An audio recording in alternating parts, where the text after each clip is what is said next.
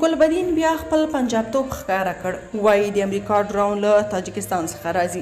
د حزب اسلامي مشر ګلبدین حکمتیار وایي چې افغانانو ته باید روښانه شي چې امریکایي بې پیلوټه الوتکې د کوم هیواد له لارې افغانستان ته راځي، خو په ورته مهال یې څرګنده کړه چې تاجکستان د فرخار ایربس په نوم یو پخوانی اډه امریکا ته ورکړي چې د امو سیند په 3 کیلومترۍ کې د تاجکستان په خاوره کې موقعیت لري او په خبره یې ښایي امریکایي ډرون له هماغه ځایه افغانستان ته راځي.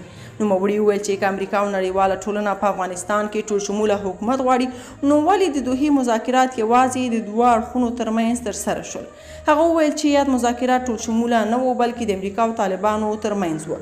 دا په داسې حال کې ده چې تر دې مخکې ملا یعقوب ویلي و چې د امریکا ډرون پر پاکستان د برید لپاره د پاکستان هوایي حریم کاروي. بل خوا تخار کې بې پیلوټه الوتکو برید کړی. تخار ولایت کې سیمه ییزې سرچینې وایي چې ناپېژانده بې پیلوټه الوتکو د تخار ولایت په درقد او خواجه بهاودین ولسوالیو کې پر یو شمېر موخو بریدونه کړي. دغه سرچینې جمعه د وږي پر 11 هشتسوب ورځپاڼې ته وایي چې بې پیلوټه الوتکو د تخار او تاجکستان ترمنځ پوله کې د خواجه بهاودین او درقد ولسوالیو په کتک جر او کهنه شاخ کلو کې پر یو شمېر موخو بریدونه کړي. د سرچینو د معلوماتو پر بنسټ بې پیلوټه الوتکې د دغو دوه ولسوالیو پر هوا د ګزمې په حال کې دي. روښانه نه ده چې دغه الوتکو په دې ولسوالیو کې پر کومو موخو بریدونه کړي.